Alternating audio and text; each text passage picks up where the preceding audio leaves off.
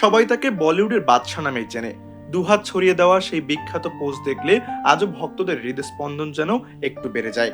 কিন্তু ক্যামেরার ঝলকানি আর সাফল্যের জৌলুসের বাইরে শাহরুখ খান একেবারেই অন্য মানুষ। তিনি একজন নিবেদিত বাবা, যার জীবনের সবচেয়ে বড় আনন্দ তার ৩ সন্তান আরিয়ান, সুহানা ও আবরাম।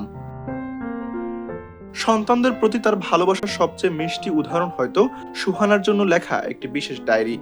২০১৪ সালে অভিনেতা অনুপম খেরের এক অনুষ্ঠানে শাহরুখ প্রথম জানান মেয়ের জন্য তিনি অভিনয় নিয়ে একটি ব্যক্তিগত জার্নাল লিখছেন।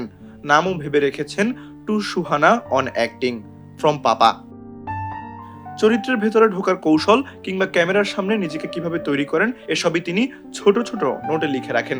এটি শুধু অভিনয় শেখানোর বই নয়, বরং একজন শিল্পী হিসেবে তার দীর্ঘ পথ চলার গল্প, যা তিনি মেয়ের হাতে তুলে দিতে চেয়েছেন।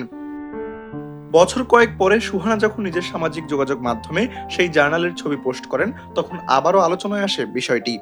ছবির নিচে শাহরুখ মজা করে লিখেছিলেন, অভিনয় সম্পর্কে আমি যা জানি না সবই সেখানে লিখে রেখেছি, তুমি শিখবে, তারপর আমাকে আবার শেখাবে। বাবা মেয়ের এই সহজ উষ্ণ সম্পর্ক ভক্তদেরও ছুঁয়ে যায়।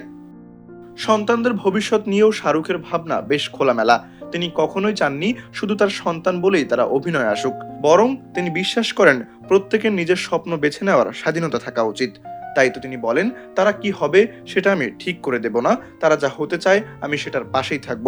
হয়তো এ কারণেই কোটি মানুষের কাছে শাহরুখ শুধু একজন সুপারস্টার নন, একজন আদর্শ বাবাও। আর এবার বড়দিনে মুক্তি পেতে যাওয়া কিং সিনেমায় প্রথমবারের মতো বাবা মেয়েকে একসঙ্গে পর্দায় দেখার অপেক্ষায় রয়েছেন ভক্তরা।